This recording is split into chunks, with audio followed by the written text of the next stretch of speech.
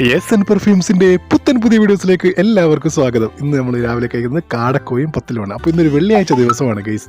അങ്ങനെ നമ്മളിതാ പള്ളിയിലോട്ട് പോയിക്കൊണ്ടേയിരിക്കുകയാണ്.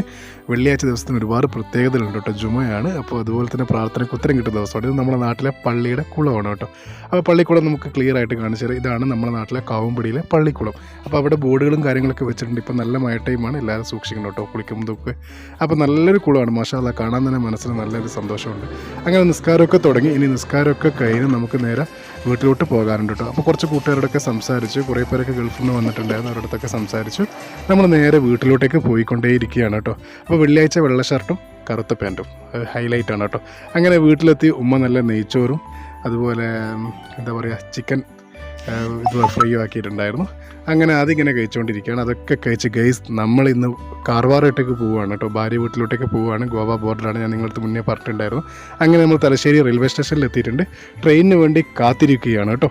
അങ്ങനെ ഇതാ ബായ് എല്ലാവരും എടുത്തു. ഓക്കെ, അങ്ങനെ ട്രെയിന് വന്ന് നേത്രാവതിയാണ് കേട്ടോ. ഇന്ന് നേരത്തെയാണ് വണ്ടി, കാരണം 6:25 7:10 ട്രെയിനായിരുന്നു. അങ്ങനെ ട്രെയിനിൽ കയറിയിട്ടുണ്ട്. ട്രെയിനിൽ രാത്രിയിലൊരു സംഭവം ഉണ്ടായി. കാരണം തീരെ തിരക്കില്ലാത്തൊരു ട്രെയിനായിരുന്നു. കാരണം എന്ന് വെച്ച് കഴിഞ്ഞാൽ സ്ലീപ്പറിലൊക്കെ ആളുകൾ കുറവുണ്ട്. അങ്ങനെ കയറിയ സമയത്ത് ബസ്സിലാണ് ഹൈലൈറ്റ് ഉണ്ടായത്. ബസ്സിലാണ്. ഈ ബസ്സിൽ ഞാൻ കാർവാറിന്ന് കയറി. ഈ ബസ്സിൽ നമ്മളെ എല്ലാപ്പൂരും നാട്ടിലെത്തുന്നവരെ ആരും തന്നെ ഇല്ല. ഞാൻ മാത്രമാണ് 146 രൂപയുടെ ടിക്കറ്റ് എടുത്തത്. ഏകദേശം ഒരുപാട് കിലോമീറ്റർ ഉണ്ട്, 2-3 മണിക്കൂർ യാത്രയുണ്ട്. അവിടത്തേക്ക് ഒരു ആൾ പോലും കയറിയിട്ടില്ല. ഞാൻ മാത്രം, എന്നെ ഇറക്കാൻ വേണ്ടി ബസ് വന്ന പോലെ ഒരു ബസ്സിൽ ഞാൻ, കണ്ടക്ടർ, ഡ്രൈവർ, ഓക്കെ 3 ആൾ.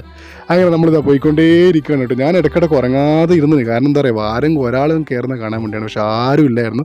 സാറിന് കയറിയ കുറച്ച് ഉറങ്ങിയിട്ടില്ല. അപ്പോൾ നമ്മളെ പെട്ടിയും സാധനങ്ങളൊക്കെ ആയിട്ട് നമ്മളിതിങ്ങനെ ആ ഒറ്റ ബസ്സിലായിട്ട് ഇങ്ങനെ യാത്ര ചെയ്തുകൊണ്ടിരിക്കുകയാണ്. അങ്ങനെ നമ്മൾ എല്ലാപ്പുരത്ത്, അതാണ് ഈ ബസ് കേട്ടോ, എന്നെ ഇറക്കിയ ബസ്സിന്. അങ്ങനെ വീട്ടിലെത്തി. അപ്പോൾ എല്ലാവർക്കും ബൈ.